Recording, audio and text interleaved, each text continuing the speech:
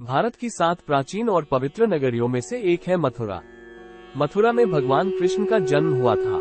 किसी ने कृष्ण के मामा कंस को बताया कि वसुदेव और देवकी की संतान ही उसकी मृत्यु का कारण होगी, अतः उसने वसुदेव और देवकी दोनों को जेल में बंद कर दिया। कंस उक्त दोनों की संतान के उत्पन्न होते ही मार डालता था।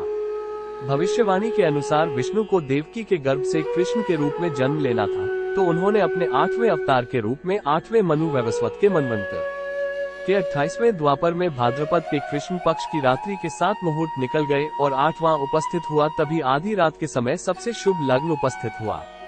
उस लग्न पर केवल शुभ ग्रहों की दृष्टि थी। रोहिणी नक्षत्र तथा अष्टमी तिथि के संयोग से जयंती नामक योग में लगभग 3112 ईसा पूर्व अर्थात आज से 5126 वर्ष पूर्व को हुआ। ज्योतिषियों के अनुसार रात 12 बजे उस वक्त शन्य काल था। कहते हैं कि वसुदेव कृष्ण को यमुना के उस पार गोकुल में अपने मित्र नंदगोप के यहाँ ले गए। वहाँ पर नंद की पत्नी यशोदा को भी एक कन्या उत्पन्न हुई थी। वसुदेव श्री कृष्ण को यशोदा के पास सुलाकर उस कन्या को ले गए।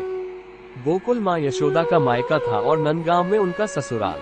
श्री कृष्ण का लालन पालन यशोदा व नंद ने किया।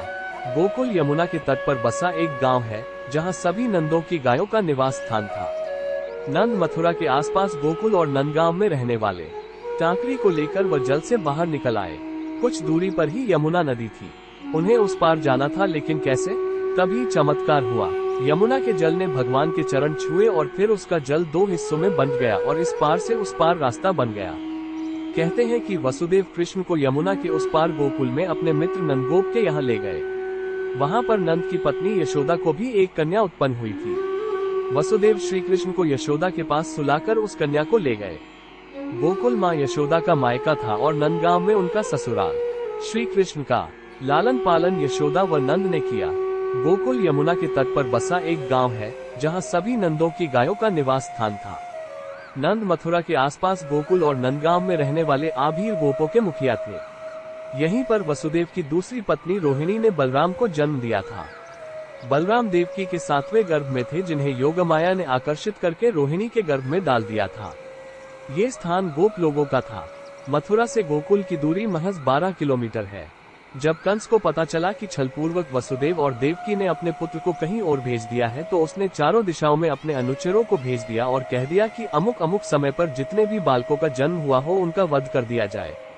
पहली बार में ही कंस के अनुचरों को पता चल गया कि हो न हो वह बालक यमुना के उस पार ही छोड़ा गया है।